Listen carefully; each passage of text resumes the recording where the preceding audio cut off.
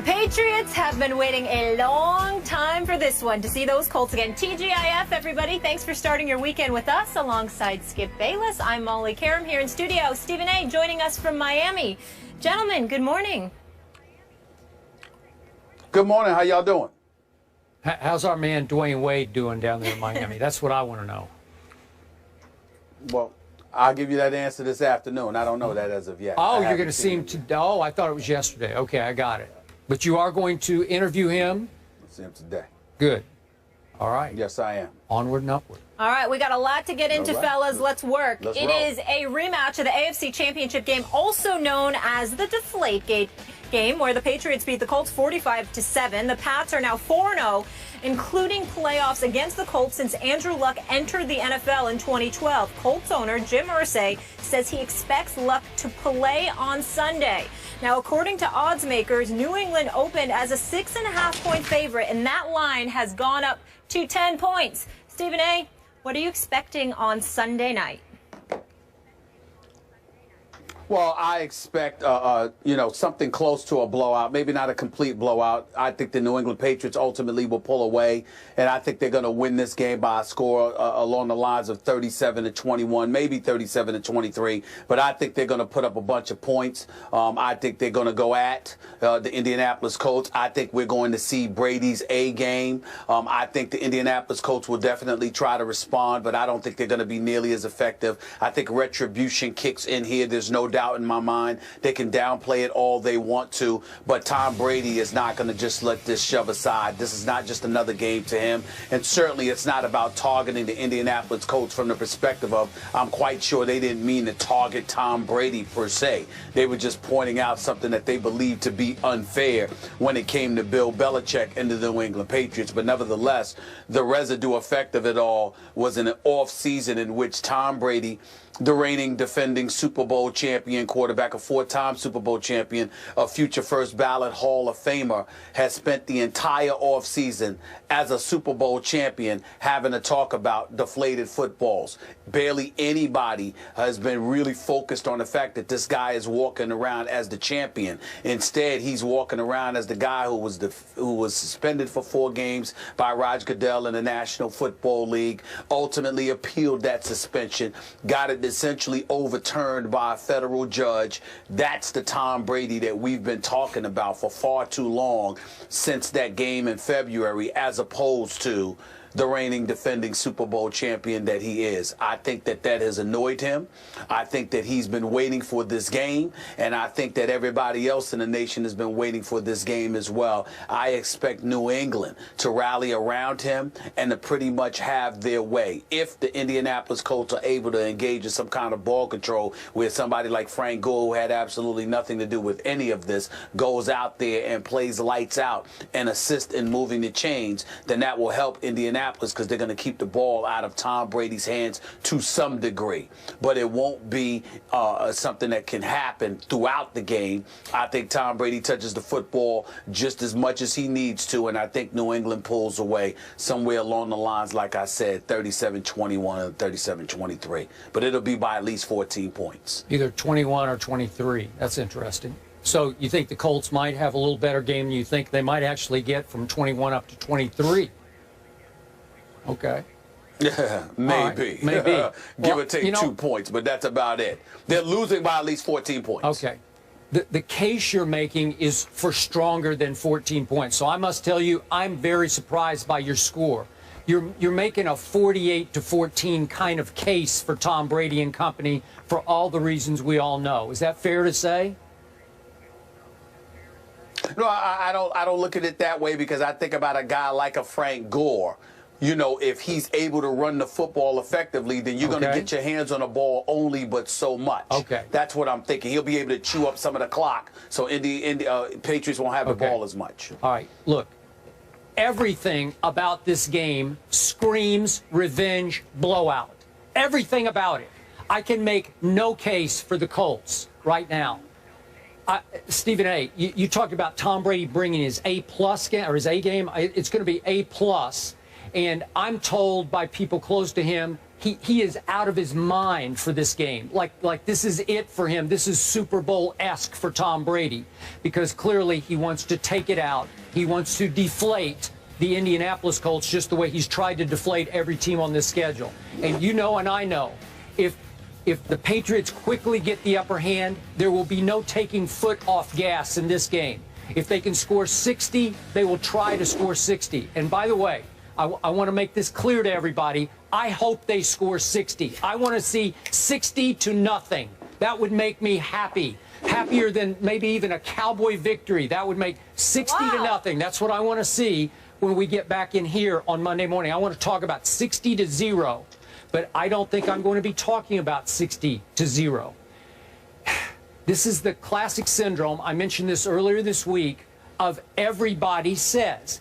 I have heard nobody make any case for the home team. This isn't in Foxborough now. This is the home team that, I remind you, just 1 year ago on Sunday night, or approximately 1 year ago, was a 3.5-point favorite over the same New England Patriots. 3.5-point favorite, and all of a sudden it's, what are we up to now, 10? 10. Okay, now they're 10-point underdogs. So we've had a 13.5-point swing, and yet the Colts went for the throat in the offseason. They broke their golden rule, and they went for older players. They signed an Andre Johnson, and you mentioned a Frank Gore, who, by the way, at Houston the other night started to sort of get it. They started to fit in, feel like they're in rhythm of the offense, and they both had big contributions in the victory over the Texans, albeit with Matt Hasselbeck at quarterback instead of Andrew Luck.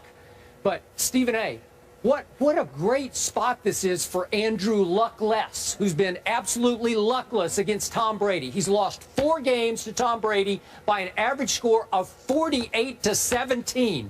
Are you kidding me?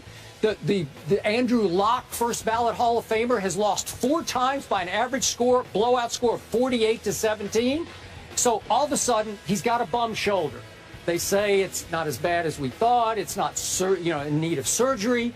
I don't even know if he's going to play or not, but if he does, this will be the first game he'll play in his pro career with little to no expectation. Every game, obviously, Andrew Luck has been expected to do a whole lot because he was the first pick in the draft. We get all that. But all of a sudden, nobody will expect anything of an Andrew Luck coming off an injury, missing a couple of games.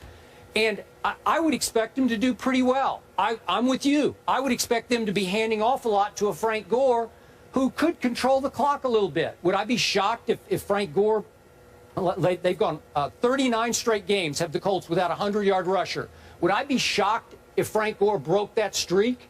No, I wouldn't be shocked at all. Andrew Luck, he's a talented kid.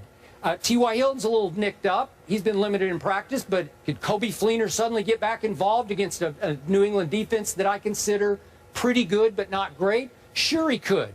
And the Indianapolis Colts, after a while, they're human. They got pride. They've been humiliated. They've been stepped on. They've been obliterated by this team 4 straight times. And it's not just Tom Brady. Do you realize that the New England Patriots in the last 3 games against Indy have rushed for an average of 219 yards a game? Are you kidding me? So there's humiliation. There's pride at stake here because LeGarrette Blount, I'm going back 3 games, had 166 and 4 touchdowns. Then I'm going back to the game in Indy last year. Remember, Jonas Gray came out of nowhere, and he's gone back to nowhere.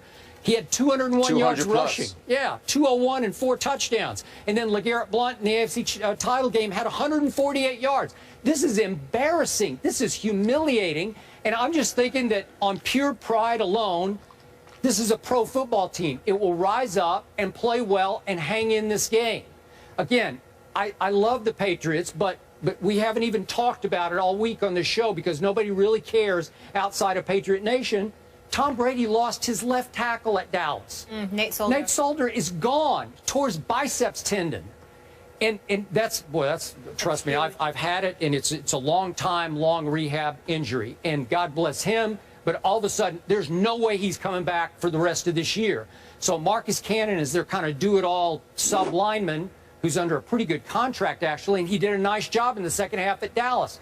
But really, he's your left tackle going into a kind of a grudge match game against a team that has become your playoff rival, even though they haven't stood up to their end of the battle. But my point is, that's a big loss for the Patriots. So I could see them having a little bit of a hard time in this game. You've got 37-21.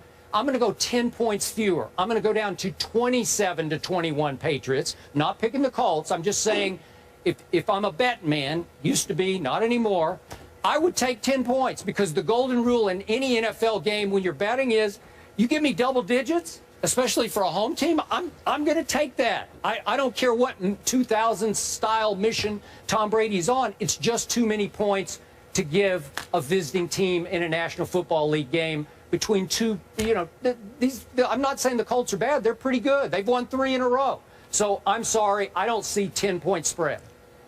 Your thoughts?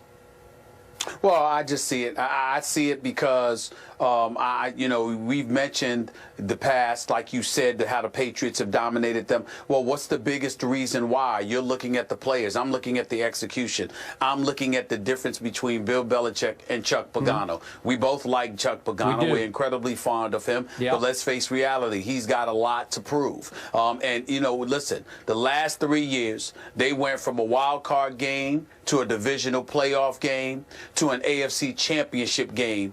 And yet, when they started out 0-2, he was on a hot seat. Yep. Now, what kind of sense does that make? Yep. You know why it makes sense, Skip Bayless? Because there are a lot of people who believe the Colts win in spite of him, not because of him. We don't know that to be true, and I'm certainly not here to try to cast any aspersions. I'm just going on what the aficionados say watching the Indianapolis Colts. So when I take that into consideration, although the New England Patriots lost their left tackle, and they're the visiting team, I'm still thinking that it's Coach Bill Belichick against Chuck Pagano. I'm still thinking that it's a highly motivated Tom Brady. I'm still thinking about his teammates who surround him. This is a guy that sat up there and ran for a touchdown in training camp, and people were cheering him on, for crying out loud, including his own teammates, because of how hyped everybody was. Well, if you were hyped for those minimal moments, those insignificant moments as far as I'm concerned, how in God's name are you going to feel come Sunday night when you got to go up against a team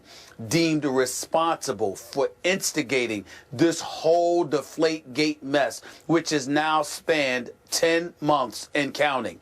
That's the way that I look at it. And I think that in a game of this magnitude, nationally televised, no doubt, against these guys on their home turf, I think it's going to be reminiscent of what New England did against Buffalo those first 3 quarters in Buffalo before they made a comeback. Except in the case of the Indianapolis Colts, there will be no comeback. I think the Patriots are going to win running away with this game. Okay, I hear what you're saying, but I'm going to stand by the everybody says syndrome. When everybody says what you're saying, everybody is saying that. On every show I've turned on, everybody's written this. It's a done deal. It's a wipeout, revenge wipeout. When everybody says it, the opposite almost always happens. So I think it'll be a close game for 3.5 quarters. And again, this is the truth. I'm hoping Andrew Luck plays, because I think, obviously rooting for the Patriots, I would be a little more fearful of Matt Hasselbeck right now in a game of this magnitude, because I think Matt Hasselbeck ridiculous. No, he would game manage this one. He would scare me, because he would go dinks and dunks, lots of handoffs, lots of ball control. He would probably keep them. Look, Andrew Luckless against the Patriots, 6 touchdowns to 10 interceptions. He just makes a lot of mistakes. Maybe this game, with no pressure, no expectation, maybe he'll play big time. But to me, I would fear Hasselbeck right now, because he's won 2 straight games, over an Andrew Luck, who's, by the way, of qualifying quarterbacks, in my favorite stat, QBR, he's dead last right now. That's how bad his year has been to date. Well, I got you. Okay, we'll find out. Yes, all eyes will certainly be on Tom Brady. As you mentioned, Nate Solder will not be there, the left tackle. Dion Lewis was limited in practice with an abdominal injury. He's been a bright spot so far in that Pats offense. And he was on the Colts for about a week last year before they picked him up. So he's sort of going back to his old team. So speaking of